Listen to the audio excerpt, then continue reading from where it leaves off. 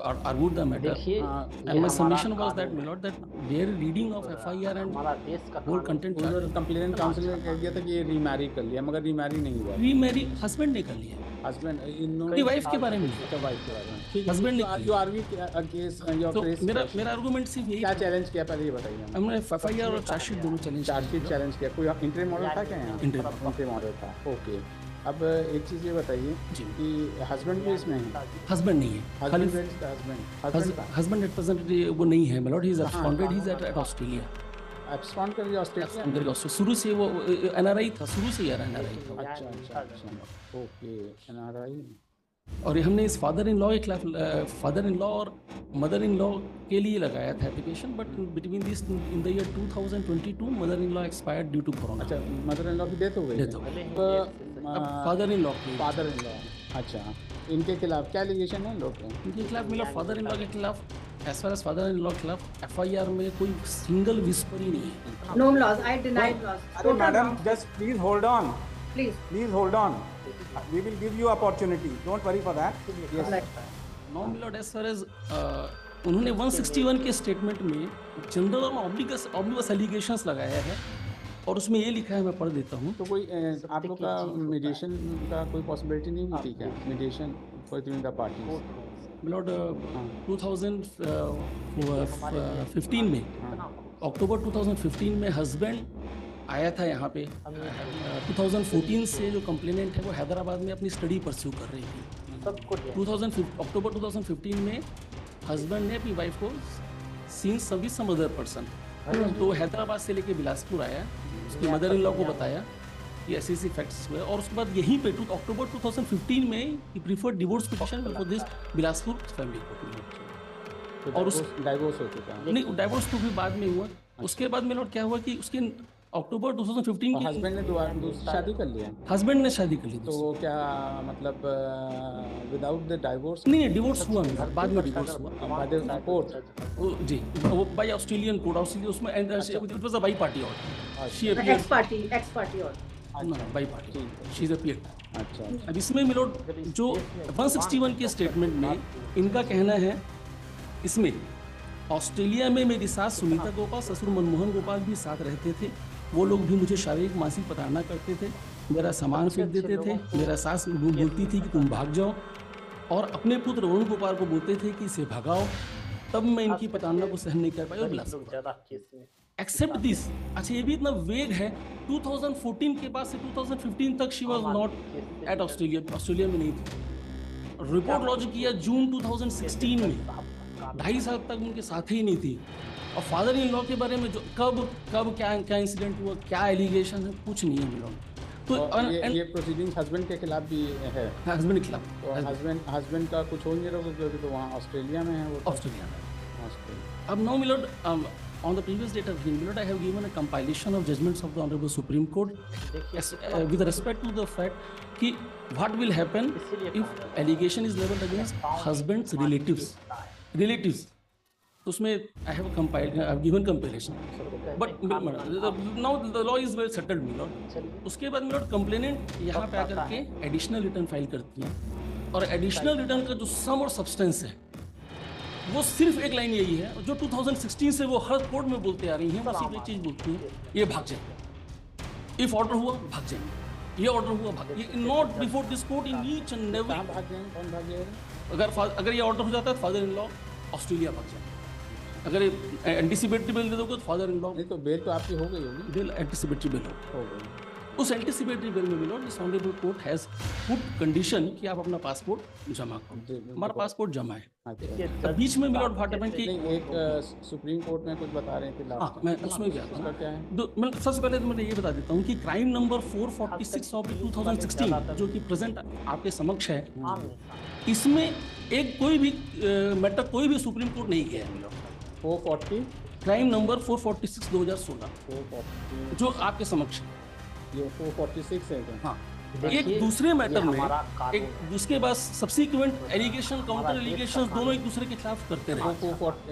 मतलब प्रेजेंट में कोई सुप्रीम कोर्ट नहीं।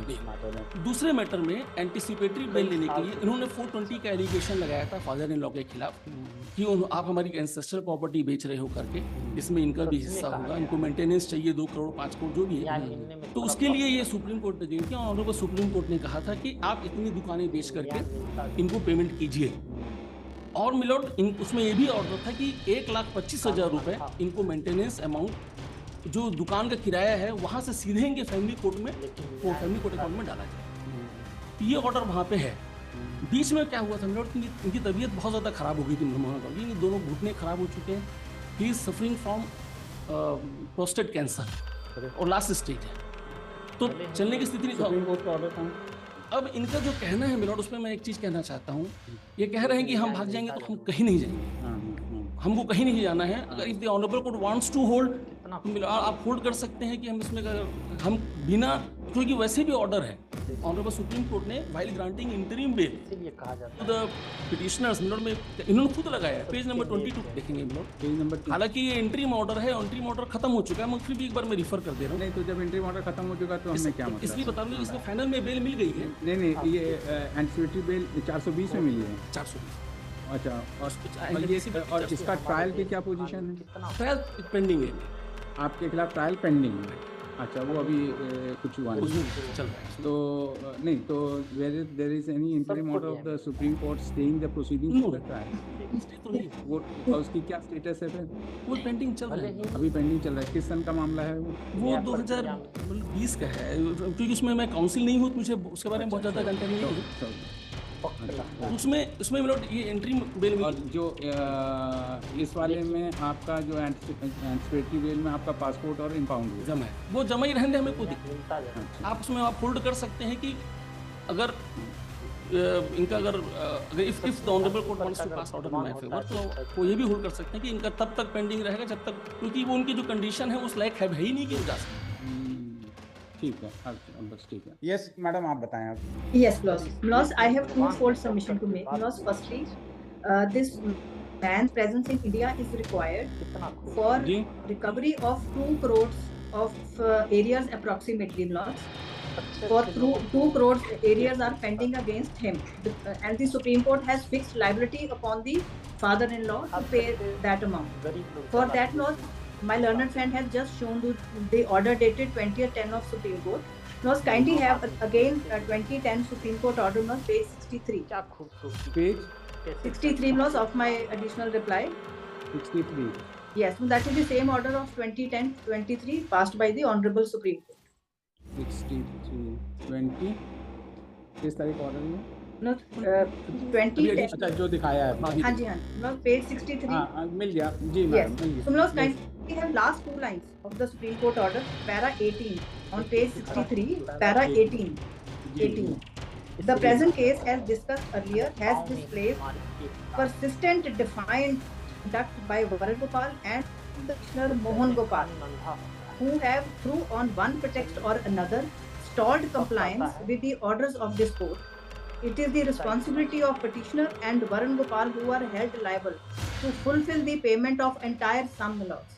So now in 21 the amount was 1.25 CR. Now it has swollen to approximately 2 CR. So now these are the directions of the Supreme Court to get the auction of 6 shops and 1 gym on the first floor, and then pay the amount to the complainant. And if the auction fails, then the father-in-law presence is required in Delhi to appear before the sub-registrar to transfer these properties in the name of the respondent. Number 2 laws.